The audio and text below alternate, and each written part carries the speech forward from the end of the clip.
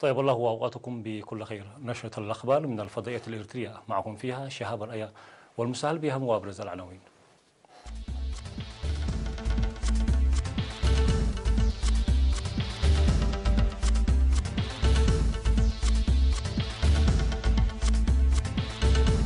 تطور خدمات التطعيم في جنوب البحر الأحمر. الاتحاد الوطني للشباب والطلبة يؤكد العمل على تعزيز الكفاءة العام 2019. جمعية المعلمين في شمال البحر الأحمر تقيم أعمالها. استراتيجية ترامب للدفاع الصاروخي تحذر من تهديد كوريا الشمالية. قتلى في انفجار سيارة مرقومة بكولومبيا. والرئيس الروسي بوتين في زيارة رسمية لصربيا.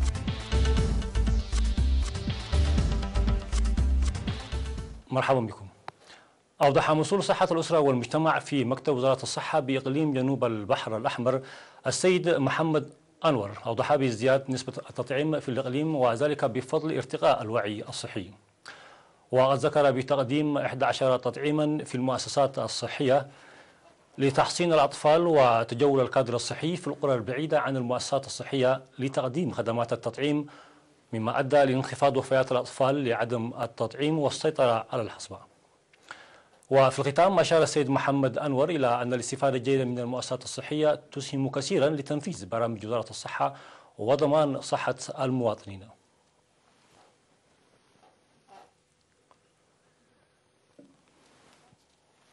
قيم الاتحاد الوطني للشباب وطلبة إريتريا برامج عام 2018 المرتكزة على تمهيد أرضية مناسبة لتعزيز وعي الشباب وتسليحهم بالمهن والاعتماد على الذات، كما وضع خطط عام 2019.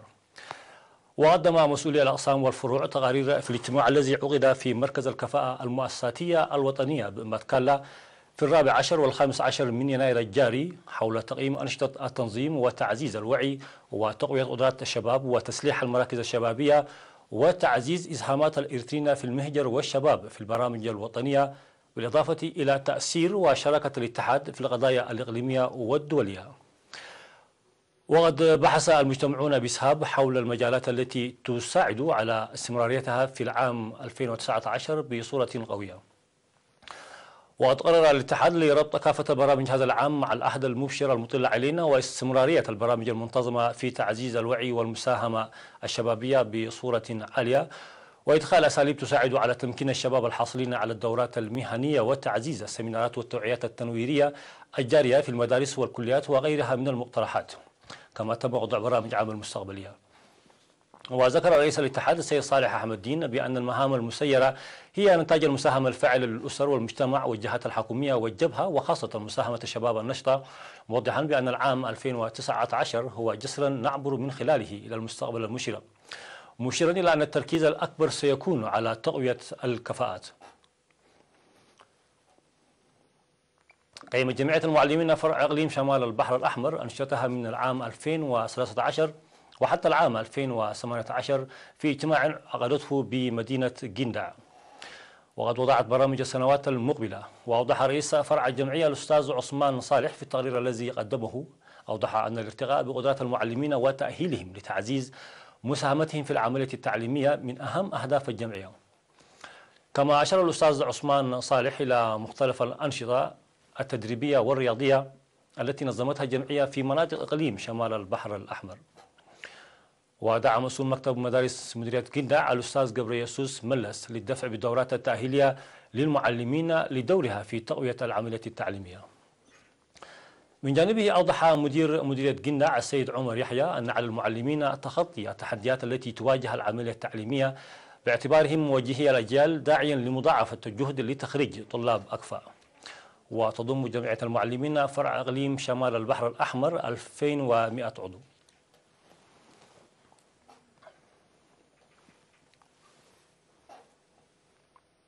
دعا مسؤول مكتب التعليم في إقليم شمال البحر الأحمر الأستاذ رشيد محمد للدفع بالدورات المهنية المنتظمة لتطوير قدرات الشباب وضمان حياتهم المعيشية. جاء ذلك في اللقاء الذي أجراه مع الشباب الذين يتلقون التدريب المهني في مركز مصوع المهني في 15 من يناير الجاري، حيث ذكر بتحقيق الدورات المهنية المقدمة للشباب المتخلفين عن الحقل التعليمي نتائج جيدة، مناشدا الدارسين لإبداء روح المنافسة وتعزيز قدراتهم وإمكانياتهم. من جانبهم ناشد الطلاب لمنح اهتمام أكبر لبعض القصور التي تواجههم في بعض المجالات التدريبية. وقد تأسس مركز مستوى للتدريب المهني في العام 2017 لتأهيل الشباب الذين قاطعوا مائدة التعليم بمختلف الأسباب. في غضون ذلك عقدت شرطة مديرية قلعلو للطلاب سيمينارا قانوني لمكافحة الجرائم والمخالفات. وصرح الرائد صالح محمد علي قائد المركز بأن ظاهرة الجرائم والمخالفات ليست مقلقة، موصيا الشباب للعب دور رائد من أجل توريث قيم المجتمع والحفاظ عليه والتركيز على تعليمهم الأكاديمي مبتعدين عن المكيفات غير المرغوبة. قدمت دعوة لتسريع برنامج تجميع القرى في ضاحية الشقالي بمديرية الصمات، لأن عدم التجمع ظل يتسبب في الغياب والمقاطعة الطلابية للحقل التعليمي. وأوضح مدير المدرسة الابتدائية والمتوسطة الأستاذ إدريس صالح بتنظيم حملات توعية للشعب والطلاب لحل الإشكالية. كما أفاد بأن معظم الطلاب يأتون من مناطق بعيدة، مما أدى إلى تحقيقهم نتائج متدنية جدا، كما أن ظاهرة الغياب والرسوب والمقاطعة تكسر أوساطهم. وذكر الأستاذ إدريس صالح بارتفاع نسبة تسجيل الطلاب هذا العام ب 4.6% مقارنة بالعام الدراسي الماضي، نتيجة للجهود المنسقة للشركاء.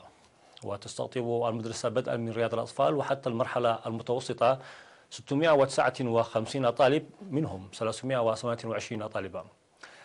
في غضون ذلك التحق 63 طالب فاتهم سن التعليم في العمر المحدد، تتراوح أعمارهم بين 9 و 14 عاما بمائدة التعليم، وذلك ضمن خطة وضعت لإلحاقهم بأغلالهم، بينما يشارك 80 من الرجال و240 من السيدات في برنامج محو الأمية.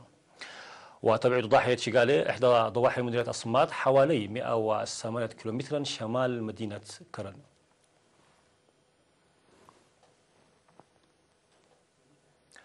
فاصل مشاهدينا ثم الأنباء على الصعيد العالمي.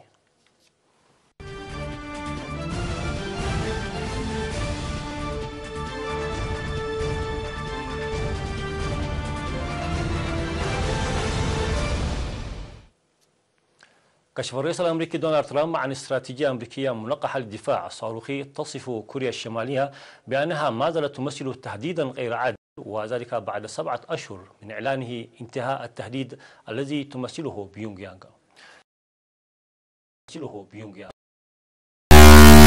أيضا بواعث القلق من القدرات العسكرية المتنامية لإيران وروسيا والصين، تمثل فحصا شاملا لجهود حماية الولايات المتحدة من صواريخ العدو، بما في ذلك السعي لتطوير أجهزة استشعار في الفضاء وبحث تطوير ونشر أسلحة في الفضاء.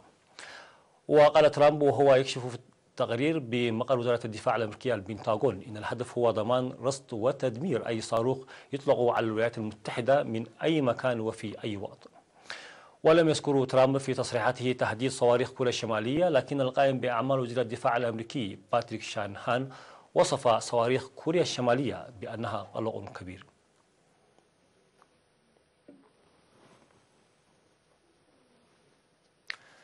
انفجرت سيارة مرقومة في أكاديمية الشرطة بالعاصمة الكولومبية بوغوتا، مما أدى إلى مقتل 10 أشخاص على الأقل وإصابة أكثر من 50 في هجوم أجج المخاوف من عودة البلاد إلى ماضيها العنيف.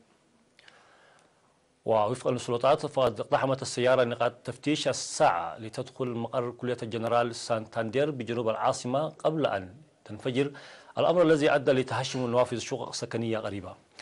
ووصف الرئيس إيفان دوكي الهجوم بأنه عمل إرهابي جنوني ضد طلاب عسكريين عزل، وقال إنه أمر قوات الشرطة والجيش بملاحقة الجناة وتقديمهم للعدالة. وذكر المدعي العام نستور أمبرتو مارتينيز أن المحققين حددوا هوية سائق السيارة وأنه بين القتلى. كما أضاف أن السيارة كانت تحمل 80 كيلوغراما من مادة البنتوليت شديدة الانفجار التي سبق أن استخدمتها جماعات كولومبية متمردة. ولم تعلن أي جهة بعد مسؤوليتها عن الهجوم. وقال أمبرتو مارتينيز إن المحققين يبحثون عن العقول المدبرة.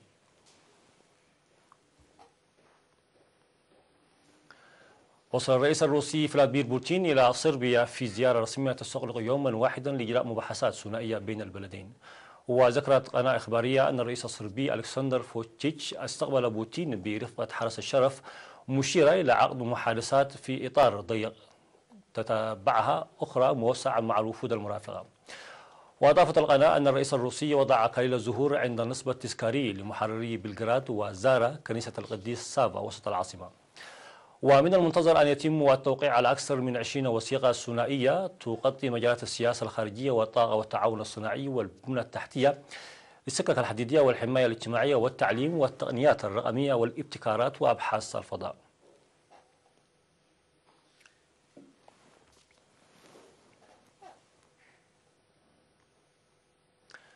أنشأت بلدية ولاية أوردو شمالي تركيا منزلا مقلوبا بهدف تعزيز السياحة في الولاية التي يقصدها السياح المحليين والأجانب بكثرة. وبني المنزل في قضاء الطن أوردو التابع للولاية، حيث كلف إنشائه قرابة 95,000 دولار أمريكي. وصمم المنزل على شكل فيلا، حيث احتوى على كل أنواع الأدوات والأساس المنزلية ولكن بالشكل المقلوب.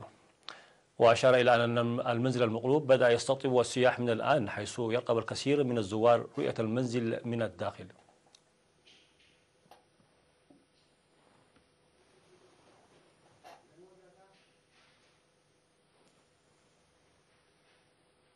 نهاية النشرة، شكرا لكم على حسن المتابعة.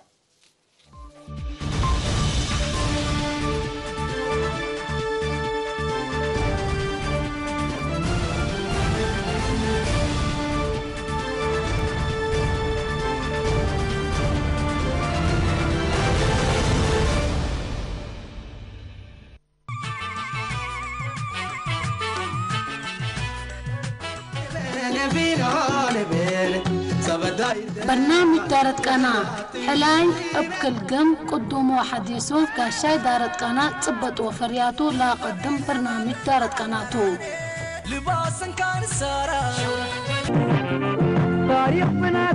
لزت حلاي مالي شعر والحانو تاريخ طابق الله على بلسان النو حلاي أقمام يومتي لقت البابنا الأتي لزت للحزي دارت قناة العفيف كل سنبت ليش اتل أوقات برنامج دارت قناة.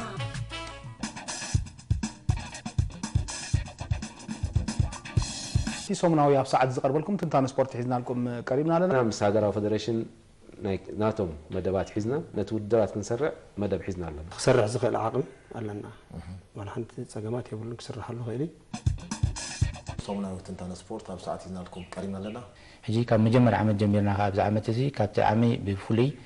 أبو منجو عصرت عن سبورت مدبات وتينا مجمرة نجورو مسرحون على أبقى كلاوي بقعت تمركزو شتات كم زقبل كازخ بالعلم متساقو عصا سنو بعلون كعصو أم مصنع حدث أو ترى أبقى متمتاو تناتو تاكتكس كغيره وسينو مالتي أبزو ودير زين ترى أخساته فاخيرن بقتاوي تاتني مدب زات سبورت حزنا قريبنا لنا قولوا خبز أن تومات حزن دعابيد اللي وحنسب تكات من سياسي بتكبر أريمنا كذا لو صنعكم سومناوي بس عزنا وهم صغار بزات سبورتيو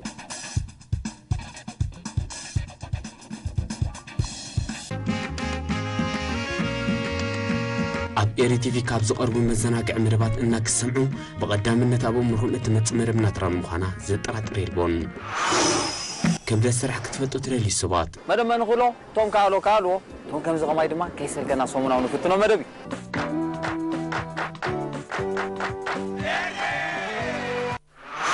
تراي سمزمرون أبنتات حدا سيسو كاب هيوتنا أبدك أسكن نحلفو يزقلت طبب الشتتو تحستوثات لهمت حيل بحري قجل بهذا